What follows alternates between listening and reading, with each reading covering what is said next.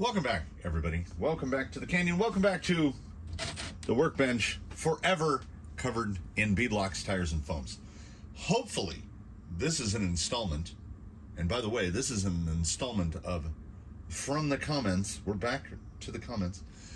That does not involve beadlocks, tires, or foams, directly or indirectly. If this has nothing to do with tires, that would be fantastic.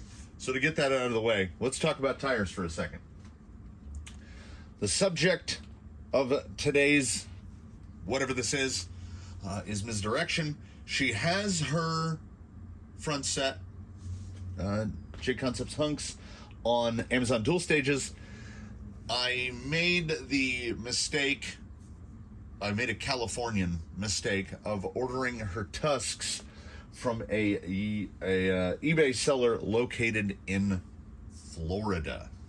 If anyone watches any sort of news, Florida's having some issues, so those will be here when they get here. So in the meantime, she was fitted with landmines, because landmines are like a lesser tusk, really. So we will allow those to be the tires of test, and to do that test, we will make a run with this setup exactly as she sits right there. Because what we are going to test today is the, I don't know what you call them, the comment, which should be a poof appearing on the screen. Recommended I try these bands, which I looked up, and they are elastic sewn onto what appear to be the ends from hot racing limiting straps.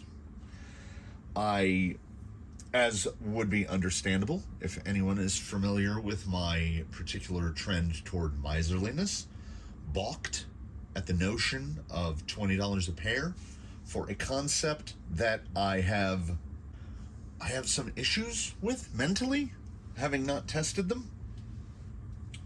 So what I opted to do was use what I have on hand, because I am an old man, and old men collect things in great numbers because we never know when they're going to need them later. I am the guy that someone comes to if they're like, a bolt fell out of this. Do you happen to have one? And I'm like, yes. Yes, I do. So essentially, what they are is a piece of elastic with some ends on it. This was elastic I happen to have on hand, and these are just regular ring terminals crimped on with a crimper. But it turns out that this white elastic is lightweight elastic. Like, it's really, I'm not using any force to make that stretch. So this is 1/4 inch elastic, but what they did allow me to do, because I went through a couple different iterations of these, it allowed me to sort of size out and figure out how to make them to match the length of the shock. Because what you want them to do, why you want them to be elastic and not a limiting strap, is we're basically just trying to pull this down a little bit like that. About there is really where we're shooting for. So I then spent $3.29 at my local Joanne Crafts and bought some 5/8 inch oval elastic and used the same type of ends. Yeah, a little strappy there. I tried 2 styles. These are for the front. The lower bolts to the lower shock mounting point, and the upper mounts to the upper shock mounting point like that. This is to avoid the spring cup. And I sized them. I have one that is halfway completed, because what I would do is crimp one end on. Then I would put the other one, I would just slide it down over here, and then over top of our good friend, the steel rule, I would stretch it out and then slide the end down to the amount that I want for flex. So I would measure eye to eye, and then I would go like 10% over that. I would go 10 millimeters over that. So these guys are 96s, so this, at full stretch, is like 106, 107 millimeters. So I figured that should do. And this is a medium strength elastic. I figure it's probably about, honestly, maybe 2 to 2.5 pounds of force to stretch it to its entirety. And then I opted to make a second. I made these to fit the front. And then for the rear, because I noted that the straps are sold in pairs. For the rear, because the elemented Capra is still in a full Capra cage, for the rear, I decided let's try just making a single. Because in the rear, to pull the ride height down, I have the shocks mounted at the low point. They're not mounted to the shock mount. They're mounted down TRX4 style down there. So this strap just bolts from there, goes through the cage loop, and then comes down to there. So that one was a little tougher to size. I basically held this up in full droop position and measured around like that, and then built a strap that at full extension is roughly that length, because I wanted to see, because that should effectively work a little bit like a weaker strap, because I think in the rear, with there being so little weight in the back end of an elemented Capra, I don't think we need as much help in the back. So what we're gonna do is the usual. It's much like a tire test, because I am a huge fan of a repeatable test in a controlled environment. So what we'll do is we'll take this one. It's got SSDs, so I gotta have my little SSD tool. We've got our wrench. We'll take our whole plethora of things, and then I've got a couple extra screws to attach the strap to the back. And that should be all we should need for this. And we will do the usual shenanigan. Slick rock, what was I calling it? The hockey stick, the little, I go like that in Dry Bone Valley, and then the side hill, because if anything, this sort of a device should help in a side hill by keeping this tire pulled down. But I have my brain, there's no way to avoid a prejudice. Like, I have some knowledge of how suspension works, so I am skeptical. But skepticism can and should be trumped by empiricism. So I will not make any skepticisms vocal until I have actually put these to what could arguably be considered a test. Let's go do that. And away we go. So, I mean, much as I don't like it, I guess this is a tire test. That was farther to the left than I would like. Let's get more in here. But as you can see, hunk and landmine to just get the job done. It's not the usual. Get the Canyon. This is some stuff that leans into the wheelhouse of her here. A lot of flex. As I have said, I believe that much of the flex is from the Capra lineage, because there's far more flex here than there is on anything else that runs element axles.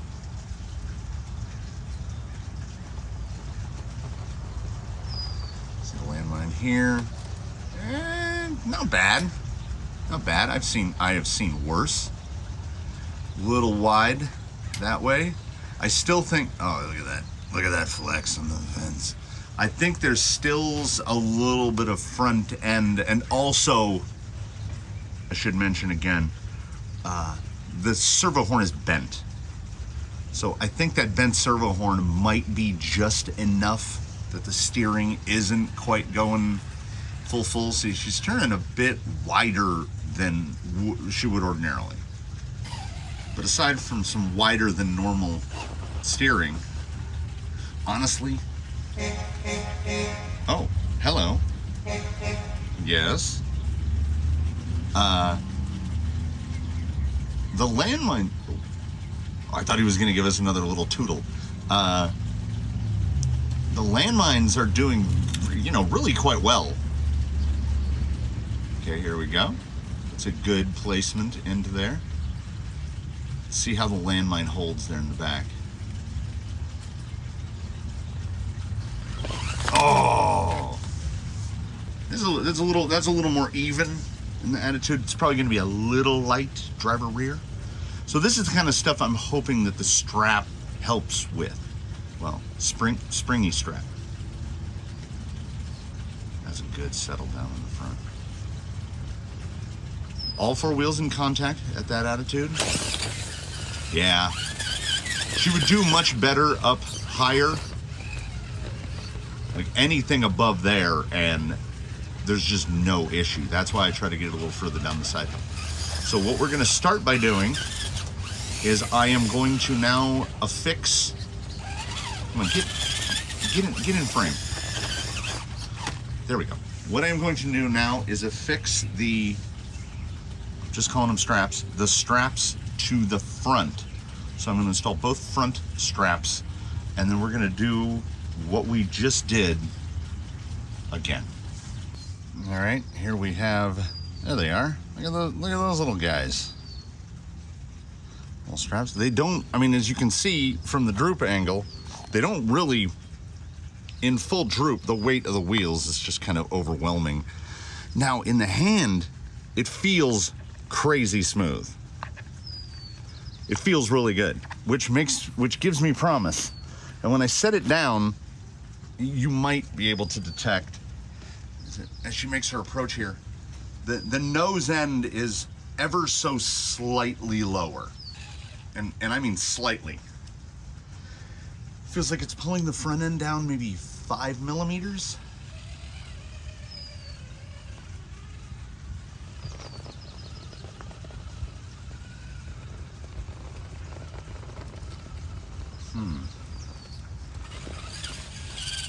Okay. Okay, come on. What? Okay.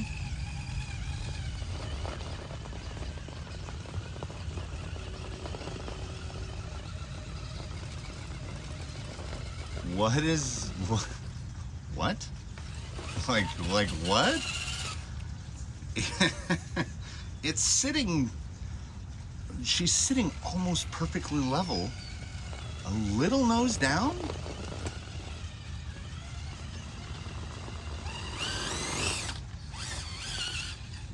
That's so strange.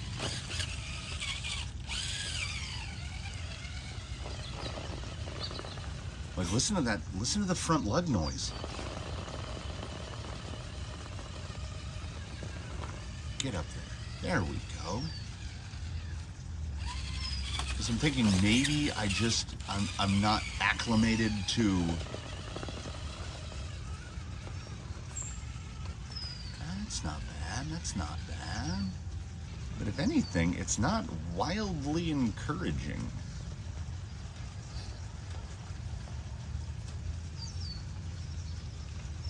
All right, that was nice. That was nice.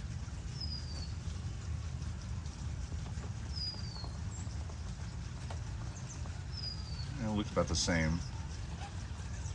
I mean, we're gonna hit the exact same spot. Yeah, look, tire up on the fence.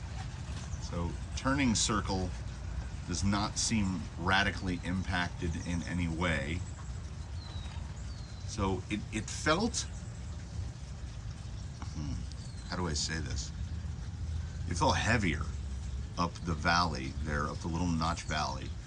And I had to pick the perfect spot to get up Slick Rock, to get up where she's facing down right now. So let's hope that, like, the side hill feels more certain. Shot a little wide there. Okay. That's where I like to get it. Hook it over the top. Ooh. Oh, okay. That just felt like a lot of front end push. Okay.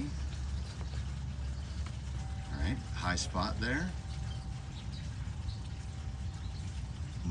Like you could see, quite a bit slower to pull that front end down, but it did pull it up higher. No, it doesn't stop the unload point where it's not a rebound. It's the lighter tire unloading. So it's the low side weight transfer. It's not changing that at all. And this is where I thought the strap, like, it has introduced a significant amount of front end push if the nose is aiming down. So if there's more weight in the front end, it really does not want to turn. So I guess put the strap on the back and see if it counters out that sort of unwanted behavior in the front. And installing the front is a bit of a rigmarole because on an Element you have to turn the knuckle to be able to get a driver of any kind into the shock mount point. So to get to there, you have to turn the wheel this way, so you have to turn the rig off to do that. Installation of the rear is a lot more straightforward because I'm not using those holes. Bolt, goes straight up. And again, in the hand, it feels quite good.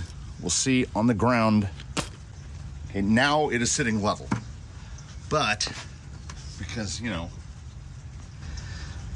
what the rear end does, the front end, it's all relative. Yeah, there's a bit more shock, a bit less shock shaft exposed there in the rear. So it has definitely pulled the rear down.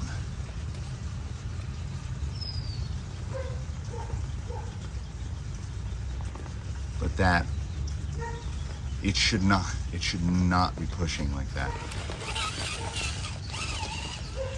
Okay, you'll give it the wider. Wider.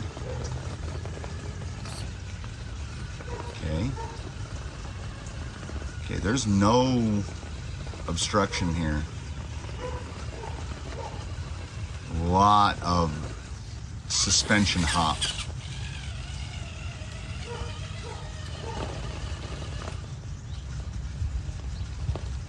Oh, that's the least promising thing I've seen yet. That was a direct, she slid straight back, all four tires, straight slide. Again, right there. This has taken grip away. Okay, I got front should be up, one more burst. There we go. But that took like 90 seconds. So based on that, I am now understandably concerned about, oh no. Oh, I just had a Boom Racing Hustler flashback right there. It's amazing. It's amazing. Okay, cut. Nice and slow. Nice and slow. I must say I chose a perfect line through there, not to take a hand off the wheel and pat myself on the back, but I got that right where I wanted it to. Now if I can get that one to fold right there, yes. Yeah, that felt pretty nice. But I've kind of, now let's see. Are we gonna track up the fence? No, we're right inside the fence. I did a much better take of a line there. You can definitely see right there now the suspension links are a little bit past level. So she's pulled down a good bit. That up the channel actually felt pretty good, but I felt like I was really focusing on not hanging up on anything. The pumpkins have not technically, well, they have not moved any closer to the ground. But with the straps pulling it down, engaging artificial droop mode, it felt like they were. So I am genuinely curious to see here. Yeah, see, we're pulled down. I mean, that could be accommodated for. I'm genuinely curious to see what the rear tires do, because this is the part where my preconceived notion is fully coming into play.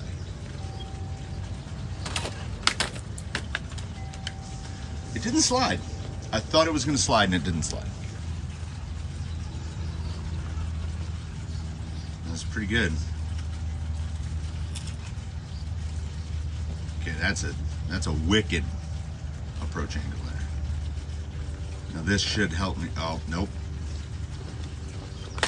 There's that front end push. And while I think removing the fronts and leaving the rear in place is going to make it worse, still, it wouldn't really be a test if we didn't do that, would it? Look at that nose, just, come on.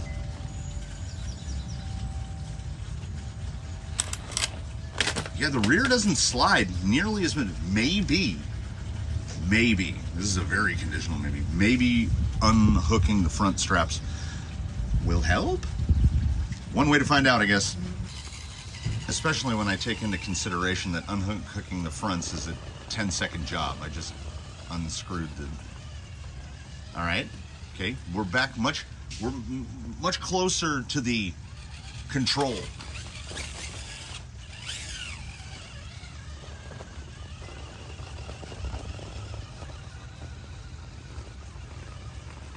But still not as good. Now again, this is a late in the day disclaimer. Come on. How is that not pulling over?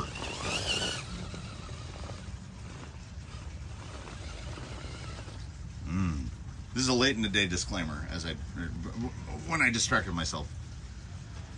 This is a Capra cage and Capra shocks and all element underneath. So it's something of an odd egg.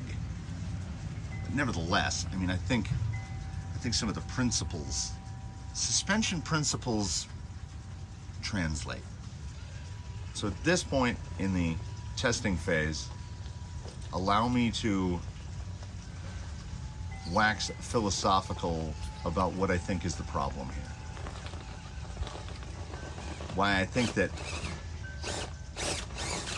these straps do not help this particular vehicle in this particular configuration on these wheels and tires. You know, it's just variable after variable after variable. But when you combine all the variables that I have in play, here's why I don't think these help as much as apparently they help others. What that is that elastic straps placed in line with the dampers are adding compressive force. By adding compressive force, you are effectively lowering your spring rate. So the spring acts softer, which is why it can push that top side down like that. But lowering your spring force also makes it easier to collapse the low side. Now, in a straight climb, this might be advantageous because you can collapse the rear end if the rear end is strapped. But that collapse, increased compression is decreased compliance. So the tires will have less tendency to grab to the surface that they're on. I have no chance here. That's more clearable without a strap installed. Because if your suspension is not correct, if you don't have springs that are more appropriately matched to what the vehicle needs, and you don't have the appropriate oil to damp to control the rebound of those springs, putting a strap on there is a bandage, because the strap will lower the effective spring rate, meaning the oil now, because it works both ways. You have compression and extension, and then you have rebound as a function of that extension. So when this shock tries to rebound from compression, it's moving more quickly because there's a strap pulling it. These straps should move linearly, and the shock should behave. I didn't even touch the wheel. And the shock should behave linearly, as is the nature of a linear spring. But what you're effectively doing is the strap will make the shock collapse more easily, which is like lowering your spring rate and lightening your oil, so you have less damping. So the strap acts like lower damping force. But if you increase the viscosity of the oil, if you go up in weight in the oil, now the shock wants to compress and rebound more slowly. So now you've really slowed the suspension down. And when you slow the suspension down to that degree, you're going to lose compliance, whether it be a small amount or a significant amount. And misdirection here, having this the elastic straps installed in line with her shocks, has lost a moderate amount of compliance. And in a vehicle with a decent amount of flex, which she has, that loss of compliance, ability to adhere to the surface on which she is attempting to drive, that is never good. So there can indeed, I can conceive of a situation where installation of elastic suspension straps could be advantageous on a particular rig of a particular build under a particular situation. But here's my, I was going to try to go Italian, but I can't remember if contrapunto is close enough to counterpoint. Here's my counterpoint. A correctly set up suspension geometry, link positions, and a correctly tuned damper, meaning that the relationship between the spring and the oil is correct to the proper functioning of the vehicle, is going to be superior to adding an elastic strap to try to overcome some weakness. So I would never go so far as to say this is a condemnation, because it's a product, it's an item, whether you purchase them from some online seller or you decide to try to Cobra Fabble them together yourself. You could make 10 pairs of these for about $10 with minimal effort.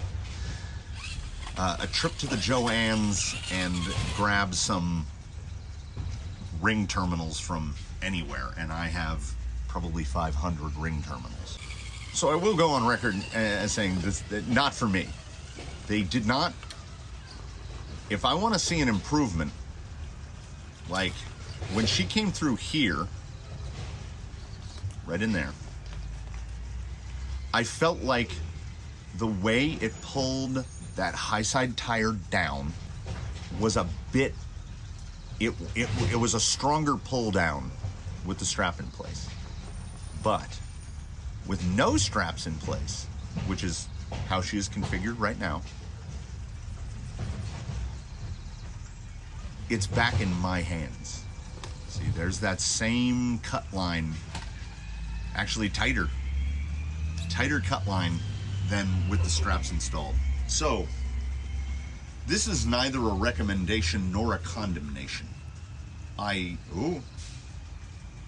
I think there's probably a place for this particular, well, I mean, let's call it a product, despite the fact that I made them. I cobbled them together myself because I wanted to test the concept. I didn't want to spend the money. I wanted to test the concept. And at least on this configuration, I don't think it was helpful. Do I think it could be helpful elsewhere? Perhaps. Will I keep these on hand and test them on other vehicles? Yeah, I mean, that's almost certain. For sure. But I still think that they are an attempt to fix a problem that has other remedies. I won't go so far as to say it's a solution looking for a problem, because obviously suspension unloading, particularly in side hills and steep climbs, is a problem. I'm not sure if this is the way to address it. So I'll leave that up to you. You can look at the footage that was recorded here and see how she behaved under all the same environments. And I told myself before I sat down to get the leaf blower and blow everything off, and I didn't. So the landmine hunk combo worked particularly well with how bad the condition, how less than stellar the conditions were, I guess.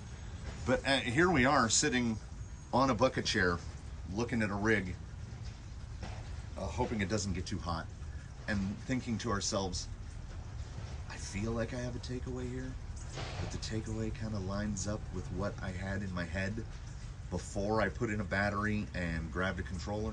So I tried not to be too prejudiced about it, but I think the outcome is pretty much in line with where I was before we began. That being, could work. Is it worth it? $20 a pair? I don't know. I'm going to leave that up to you. Any final conclusions is up to you, dear viewer. Other things in your hands, please do like, please do subscribe if you have not.